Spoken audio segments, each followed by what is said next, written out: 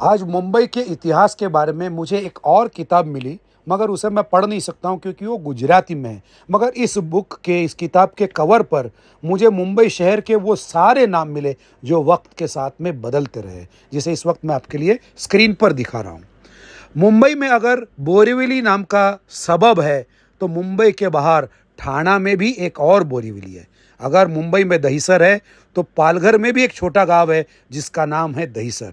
अगर यहाँ पर गोरेगांव है तो रायगढ़ डिस्ट्रिक्ट में भी एक गोरेगांव है। और मुंबई के बाहर अगर मीरा रोड है तो भारत के बाहर भी एक मीरा रोड है, और वो भी कनाडा में। गुजरात में अगर मांडवी है तो मुंबई में भी एक मांडवी है। और इस मांडवी के आगे तब एक ऐसा एरिया लगता था जहाँ पर हमेशा दलदल हुआ करती थी और घुटनों तक पानी हुआ करता था। जो भी वहाँ से चलकर भिंडी बाजार जाता था उसके पैर ऑटोमेटिक धुल जाते थे, और लोग देखते ही पहचान जाते थे और कहते थे, हा पायधुणी वर्ण आला ऐसे दिखते। इस पायधुणी एरिया को ड्राई करने के लिए अंग्रेजों ने एक अंडरग्राउंड नाला खोदा और यहाँ का सारा पानी वर्ली के समंदर में ड्रेन किया। ये नाला, जिसे मराठी में नळ कहते हैं, ये भिंडी बाजार के नीचे से जाता है। इसीलिए भिंडी बाजार को बाद में लोग नळ बाजार भी कहने लगे। मुंबई में जहाँ जो उगता था या जहाँ जो होता था उसके वजह से एरिया के नाम पड़ने लगे। जहाँ पर सिर्फ खेती थी वो एरिया बन गया खेतवाड़ी, जहाँ पर बैंगन उगते थे वो बन गया बैंगनवाड़ी। इमली के पेड़ जहाँ पर थे वहाँ का बंदरगाह बन गया छिंस बंदर। जहाँ पर रंगों का मार्केट था वो बन गया गुलालवाड़ी। चंदन जहाँ पर अच्छा मिलता था वो बन गई चंदनवाड़ी। और फणस यानी कटहल जहाँ पर उगते थे वो बन गई फणसवाड़ी। ज्या आळीमध्ये खूप वडाची झाडं होती ती झाली वडाची आळी, जिसे आज हम लोग वडाळा के नाम से जानते हैं। गिरी यानी पहाड़, ग्राम यानी गांव। गिरी ग्राम बाद में बन गया गिरगांव। इस गिरगांव में जो लोग गौ पालन करते थे उस एरिया का नाम हो गया गायवाड़ी।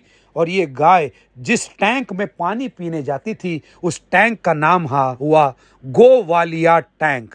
ये गाय और बाकी के जानवर जहां पर चरते थे उस जगह का नाम हो गया चरनी रोड। एक पहाड़ पर बहुत सारे बबूल की झाड़ियां थी जहां पर बना एक शिव मंदिर। इस शिव मंदिर का नाम रखा गया बाबुलनाथ, जिसे 13th सेंचुरी में बनाया राजा बिंबदेव ने। इस राजा ने मुंबई में अपनी राजधानी बनाई महिकावती में, जिसे आज हम लोग माहिम के नाम से जानते हैं। माहिम में आज एक फोर्ट भी है।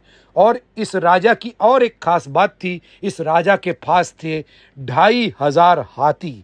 अब इन 2500 हाथियों को रखा कहा जाए, उनके लिए एक एरिया खाली कराकर उनके लिए एक स्पेशल तबेला बनाया गया जहां पर इन हाथियों को रखा जाता है। उसे संस्कृत में कहा जाता है मातंगालय। यही मातंगालय वक्त के साथ बदलते बदलते हो गया माटुंगा।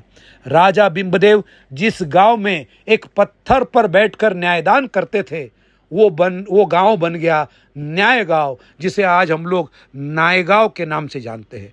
ऐसा कहा जाता है कि यहाँ पर बिंबाची वाड़ी या भीमाची वाड़ी नाम की एरिया भी था जहाँ पर हर साल राजा बिंबदेव की जत्रा भी होती थी, मगर इसका कोई ट्रेस आज तक नहीं मिला। बाय द वे, विरार जाते वक्त एक रेलवे स्टेशन का नाम भी आपको दिखेगा नायगांव।